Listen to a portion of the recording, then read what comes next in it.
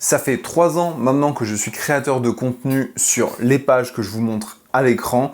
J'ai appris plein de leçons et aujourd'hui je vous donne 5 erreurs vraiment à ne pas faire si vous voulez vous lancer dans la création de contenu sur les réseaux sociaux, sur un format vidéo courte, TikTok, Instagram, Facebook, etc. Vous voyez très bien ce que je veux dire. De toute façon, si vous êtes là, peut-être que vous me connaissez déjà. Si vous ne me connaissez pas, vous pouvez voir du coup mon contenu s'afficher un petit peu à l'écran. Voilà, on est sur de l'humour. C'est pas ça le plus important de cette vidéo. Cette chaîne secondaire YouTube, elle est pour moi je veux que ça devienne une ressource pour les nouveaux créateurs, les intermédiaires, les débutants, qui veulent se lancer pour qu'ils sachent ce qui les attend. Vraiment d'un point de vue création, d'un point de vue business et d'un point de vue longévité. Et cette vidéo-là va être super importante parce que pour moi, c'est 5 erreurs vraiment que vous ne devez pas faire si vous débutez la création de contenu, vous êtes déjà lancé depuis un moment.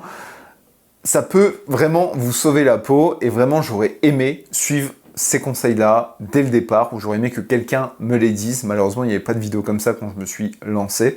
Ça s'est un peu démocratisé ces dernières années, mais bon, moi, dès qu'on me parle de scalabilité, de reach, de trucs, le vocabulaire trop professionnel alors que tu veux juste créer des vidéos qui te plaisent, c'est pas pour moi. Le premier conseil que je vais vous donner, c'est de ne pas quitter votre emploi fixe en CDI, en CDD, pour la création de contenu lorsque vous n'êtes pas sûr des revenus que vous allez percevoir. Alors ça peut paraître simple et on va dire logique pour la plupart des gens qui vont regarder cette vidéo, mais je connais beaucoup de créateurs qui se sont lancés suite à la fin d'un contrat, ils ont eu droit à une période de chômage pendant 1 an et demi, ou alors ils ont fait ça parce qu'ils en avaient marre de leur boulot et tout ce qu'ils rêvaient c'est de commencer à être indépendants, et dès qu'ils ont commencé à gagner un peu d'argent, ils ont vite quitté leur emploi. Je vous conseille fortement de ne pas faire ça et de garder votre CDI ou votre CDD le plus longtemps possible, ce qui peut être tenable pour vous, ou si votre job est vraiment insupportable, c'est de changer de taf entre-temps tout en continuant la création de contenu. 2 choses. Déjà, vous n'êtes absolument pas sûr des revenus que vous allez toucher sur votre création de contenu. Il y a des personnes qui vont toucher énormément d'argent parce qu'ils sont dans la bonne niche et qu'ils ont bien géré leur business, et d'autres qui vont avoir des tas et des tas d'abonnés et qui ne vont rien toucher derrière. Parce que les marques sont de plus en plus attentives à avec qui elles font des collaborations. On n'a toujours pas le paiement des vues sur Instagram. TikTok a changé sa rémunération des vues. YouTube est une plateforme où il est difficile de percer. Tant que vous n'avez pas de revenus certains sur au moins 1 à 2 ans que ça va grandir, vraiment, gardez votre CDI à côté. La première chose, c'est au point de vue sécurité et budget tous les mois. C'est-à-dire que vaut mieux, même si vous êtes payé au SMIC, la création de contenu, même si vous allez pouvoir générer un peu d'argent, ça va être du beurre dans les épinards, ça va être du réinvestissement dans votre matériel pour filmer des vidéos, ça va être super cool. Vous allez pouvoir acheter un beau micro, un bel éclairage, un trépied, potentiellement un nouvel iPhone au bout d'un moment. Enfin, je dis iPhone, vous prenez n'importe quoi comme téléphone ou comme appareil photo, mais c'est pour imager. Vous allez pouvoir réinvestir et ça va grandir avec vous. Et ça va être top. Vous allez même avoir des opportunités. Vous allez avoir les invitations pour des événements vis-à-vis de votre niche, etc.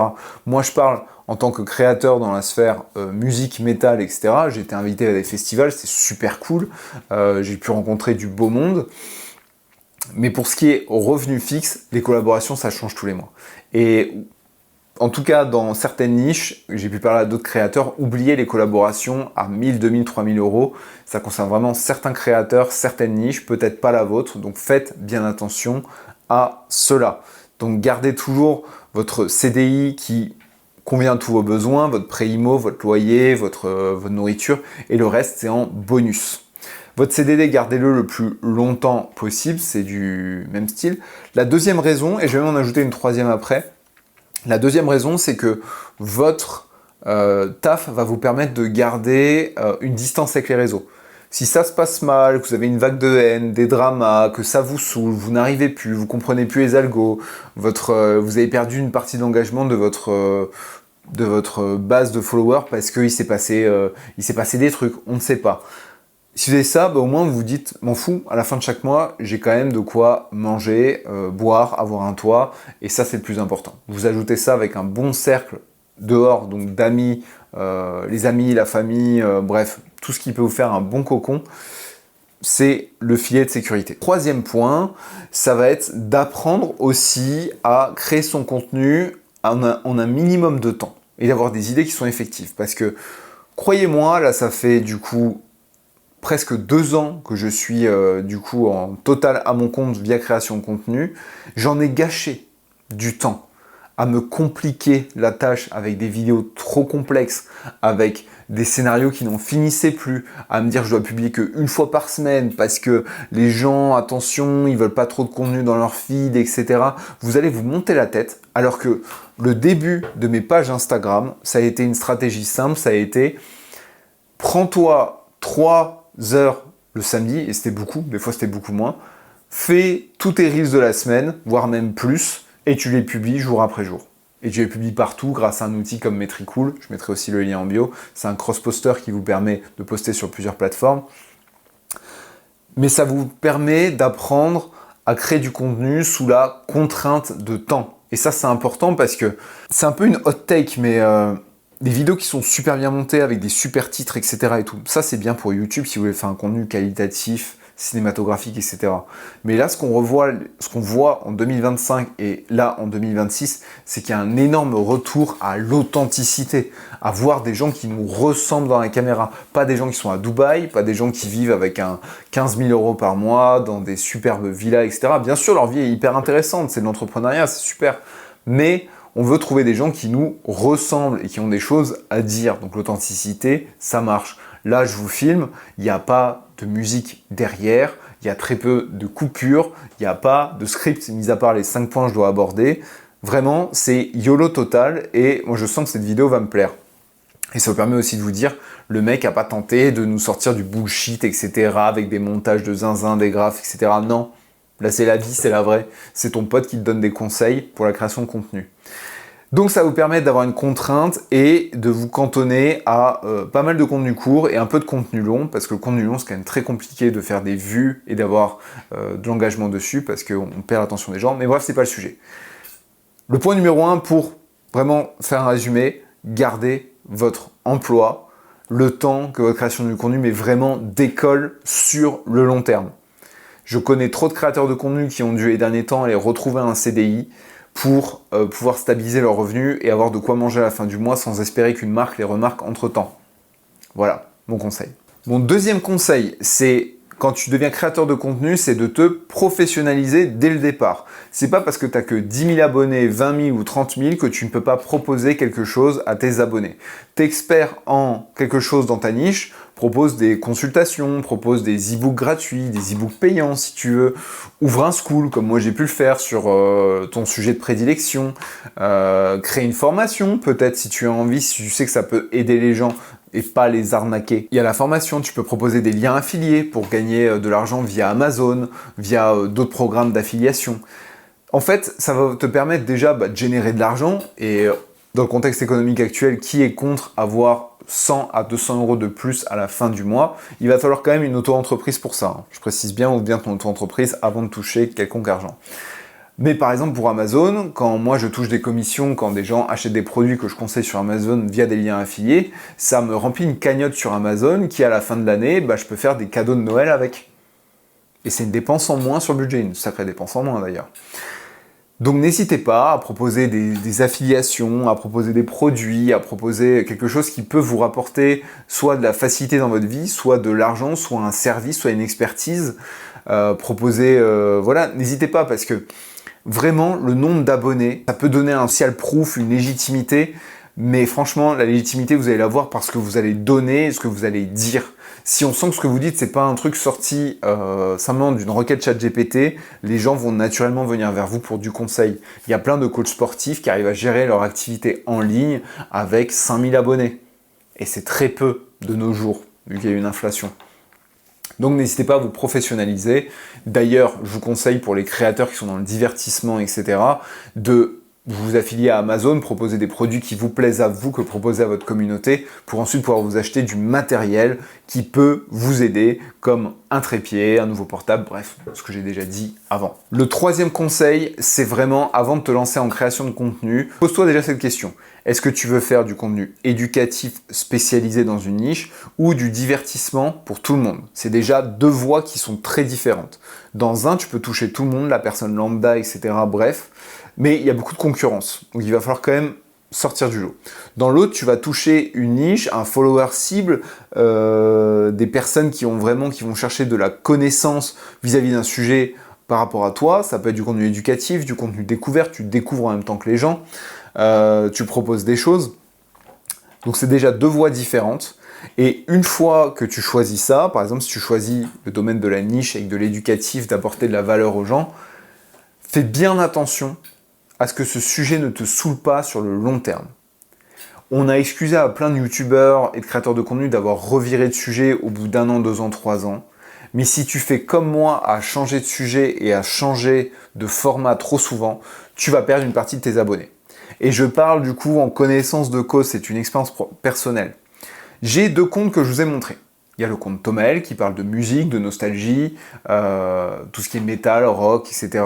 Et un petit peu des trucs de trentenaire, des trucs de geek parfois, il y a beaucoup de refs à ça. Donc déjà, ça fait un spectre assez large. Je vois à peu près à qui je m'adresse dans mes followers, mais je suis pas sûr que c'est 112 000 personnes comme ça qui me suivent. Je reviens à ça plus tard. Sur Moselle.rare, je parle uniquement de la Moselle. Tout ce que je vais dire, c'est la Moselle, la Lorraine. Donc ça va concerner les gens qui aiment la Moselle, les Mosellans, les Mosellans expatriés. C'est un bassin de 1 million de personnes, donc il y a de quoi faire. Mais c'est ce sujet-là et pas un autre. J'ai un meilleur engagement actuellement sur Moselle.rare que sur Thomael. Parce que la niche est précise, le sujet est précis. Quoi que je dise, ça plaît aux gens, ça leur rappelle des souvenirs, parce que je joue aussi beaucoup sur la nostalgie, les souvenirs, ce qu'on a tous connu durant notre enfance quand on a grandi en Moselle. Enfin bref, je ne vais pas m'emporter là-dessus. Sur Thomael, le message est plus diffus. D'autant plus que sur Thomael, en 3 ans, j'ai commencé par une sphère mainstream en parlant juste des relations hommes-femmes, en faisant du lip-sync sur des audios et de la musique. J'ai eu beaucoup de Moselle, puis ensuite avant de créer un autre compte, ensuite j'ai été uniquement métal. J'ai fait que des vidéos courtes humoristiques. Ensuite, je suis passé à des vidéos de type FaceTime dans mon salon. Je suis repassé à des vidéos courtes. Je suis passé à du format éducatif fin d'année dernière, qui était super bien, mais qui me prenait un temps monstre à faire. Et là, je suis revenu à du contenu FaceTime parce que c'est pour moi ce qu'il y a de plus simple à produire au niveau des scripts, etc. Et ça me permet je garde une bonne santé mentale vis-à-vis de ce travail-là et de ce que je produis. Je suis content de ce que je produis, je suis content de ce que je fais vivre aux gens, même si je n'ai plus autant de succès qu'avant. Mais c'est normal, j'ai abandonné des gens sur la route. Il y a des gens qui s'abonnent à vous. Il y a des gens qui vont s'abonner à vous pour un format précis, un sujet précis et rien d'autre. Et demandez-vous, les gens auxquels vous êtes abonnés dans votre feed, vous êtes abonnés forcément pour une raison. Ils vous font rire, ils vous font rêver, ils font de la cuisine que vous appréciez, vous adorez leur chat, etc. Mais s'ils changent de sujet du jour au lendemain, vous allez plus suivre leurs aventures, baisse d'engagement, et du coup, voilà. Moi, aujourd'hui, mon compte Thomael, j'aurais aimé avoir l'occasion de pouvoir le recommencer à zéro. Malheureusement, il n'y a pas cette option.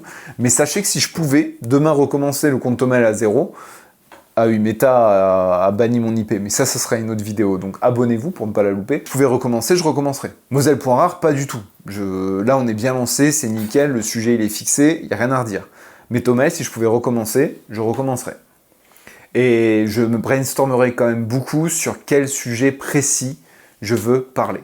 Donc, pour faire un résumé du point numéro 3, avant de vous lancer, trouvez un sujet qui vous plaît, sur lequel il y a des choses à dire, sur lequel des gens sont intéressés, et après, spécialisez-vous là-dedans à fond la caisse. Vous pourrez toujours aborder un petit sujet annexe qui soit lié au premier, mais vraiment, plus vous allez être spécialisé, mieux ce sera. Point numéro 4, alors là, ça va être vraiment contre-intuitif pour beaucoup de monde, mais je vous déconseille de faire ce qu'on appelle du follower farming, c'est-à-dire quand vous amassez masse followers sur un Reels. Pour certains, ça va être un signe du destin parce que vous allez avoir plein de personnes qui vont venir sur un Reels. Moi, je pense qu'il vaut mieux une croissance long terme parce que tous les comptes que j'ai vus avoir une trop grosse croissance se sont cassés la gueule.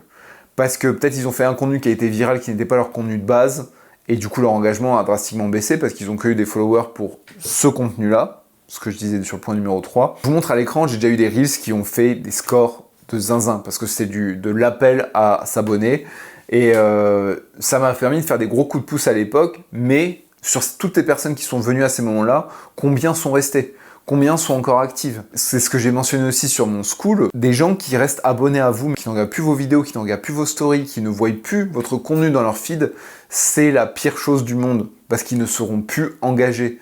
C'est du follower fantôme. Ils ne seront plus intéressés. Vous représentez plus d'intérêt pour eux. Vaut mieux que les gens se désabonnent que qu'ils vous gardent comme ça, au cas où, le pot de confiture au fond du placard. Des fois, vous ressortez de temps en temps, mais ils n'interagissent plus. L'engagement aujourd'hui, c'est crucial. Donc il faut vraiment... Donc toutes les opérations de Reels qui consistent à avoir une massive arrivée d'abonnés, certains pourraient voir ça comme une bénédiction, je suis pas sûr.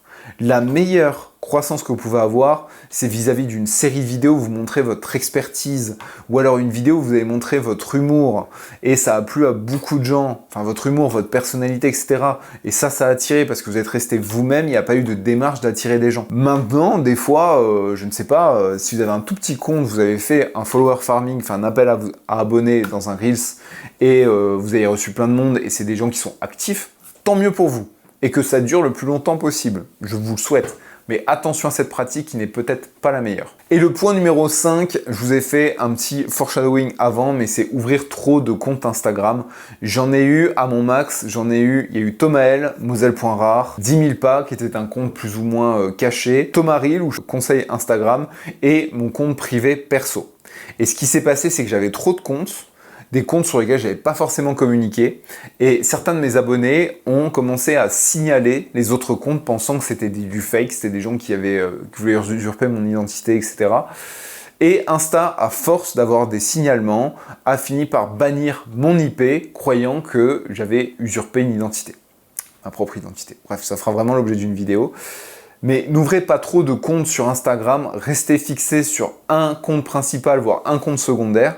Et si vous avez envie de faire d'autres contenus sur d'autres thématiques, eh bien pourquoi pas ouvrir une chaîne YouTube sur une autre thématique, ou pourquoi pas, vous pouvez par exemple avoir un Instagram qui est spécialisé dans la mécanique et un TikTok qui est spécialisé dans la cuisine, si vous voulez différencier les DA.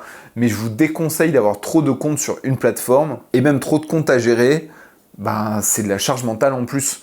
Il va falloir faire du contenu spécialisé sur un, sur l'autre, etc. Le mieux que je puisse vous proposer, c'est d'avoir un compte sur lequel vous faites votre contenu et que ce contenu, vous puissiez l'exporter sur d'autres plateformes. Twitch, YouTube, etc. Et que ce soit toujours un contenu qui vous plaise. Ça, c'est super important. Maintenant, vous pouvez peut-être sur YouTube faire quelque chose de différent. Moi, sur YouTube, j'ai créé cette seconde chaîne pour pouvoir parler de ce qui me plaît, donc c'est toute cette psychologie de l'attention des réseaux. Faites attention parce que ça peut vite arriver et aujourd'hui, je ne peux plus ouvrir de compte Instagram. Donc même si je voulais recommencer un compte Thomael à zéro, je ne pourrais pas, mon IP est automatiquement flagué. J'ai déjà tenté de réouvrir des comptes, c'est direct flagué, donc non. Voilà, j'ai pas trouvé d'astuce, donc voilà. Donc évitez d'ouvrir trop de comptes, ça va trop vous embrouiller. Commencez par avoir un compte privé, un compte Instagram sur lequel vous pouvez faire vos tests. Et je préciserai même, si vous êtes très timide et vous avez peur du regard de votre entourage sur ce que vous faites, ouvrez un compte TikTok. Pourquoi est-ce que je dis ça? Parce que TikTok garde beaucoup plus l'anonymat des différentes auprès de votre entourage. Parce que vous savez, sur Instagram, quand vous ouvrez différents comptes, il a tendance à vous les proposer en suggestion à vos amis. Genre, votre pote, là, il a ouvert un second compte, est-ce que vous voulez voir ce qu'il fait? Si vous êtes mal à l'aise avec ça, avec les suggestions, avec le fait qu'Instagram peut proposer votre second compte en suggestion à vos amis, votre famille, ouvrez un compte TikTok qui n'est pas lié à d'autres comptes TikTok, etc.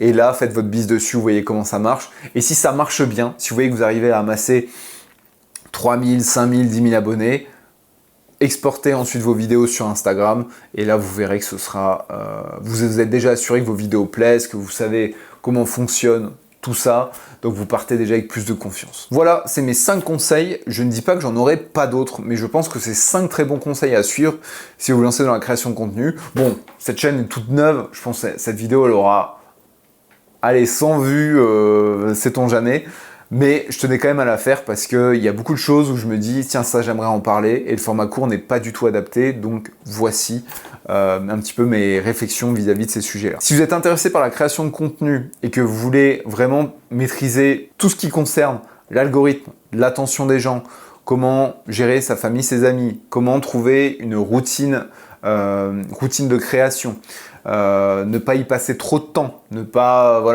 que ça devienne une obsession, bien gérer vos affiliations et surtout savoir si vos vidéos ont un potentiel de percée que vous avez bien fait, je vous conseille de rejoindre mon school, que je vous affiche à l'écran. C'est ni plus ni moins que du coaching Instagram mensuel. Vous pouvez venir un mois, consommer tout ce que j'ai pu écrire, me poser plein de questions et puis repartir, il n'y a pas d'engagement.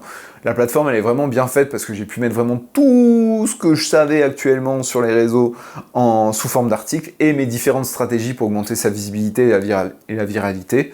Vous avez aussi mes tests, mes flops, enfin bref, vous avez à peu près tout sur School. Là, on vient de commencer à lancer les lives de groupe, donc les gens peuvent venir poser leurs questions vis-à-vis de leur contenu ou de ce qu'ils ont vu sur les réseaux. Donc n'hésitez pas à rejoindre les 20 personnes qui sont déjà dessus, qui sont déjà super satisfaites avec des super retours que je vous affiche aussi à l'écran. Et je vous dis à peut-être sur cette plateforme ou je vous dis à la prochaine pour une autre vidéo.